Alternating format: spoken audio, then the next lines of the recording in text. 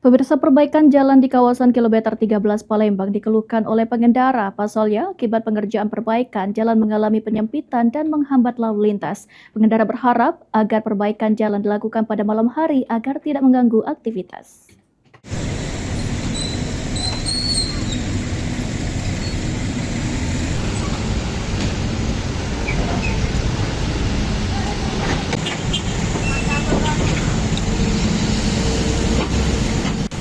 Kondisi jalan di kawasan kilometer 13 Palembang yang amblas pada akhir tahun 2025 mulai diperbaiki pada Selasa 21 April 2026.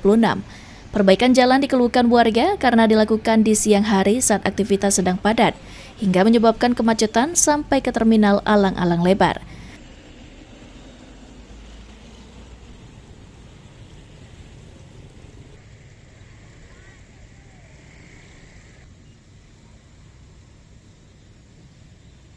Salah satu pengendara, Hendra, mengatakan saat perbaikan jalan berlangsung, kepadatan kendaraan semakin parah.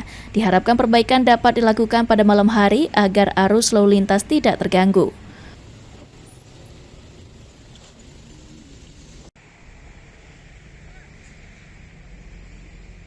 Kalau kita sebagai penghati merasa terganggu lah.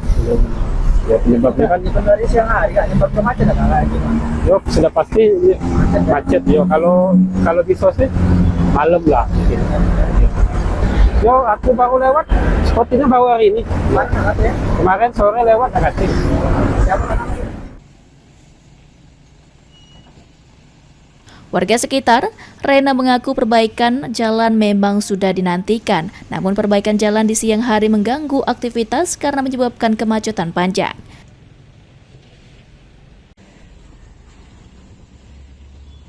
Terganggu karena memang kan ini kan aktivitas kita kan di siang hari kan, jadi kalau bisa sih beneri jalan ini ya malam hari lewat sini terus. Memang kayak aktivitas kita kan lewat sinilah, aksesnya kan memang di sini.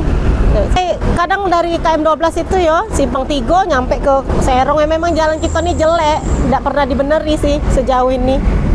Cepatnya ya semoga cepat dibeneri, kalau bisa juga pegawainya jangan siang hari, kalau bisa malam hari baik, jadi tidak ganggu aktivitas transportasi jalan.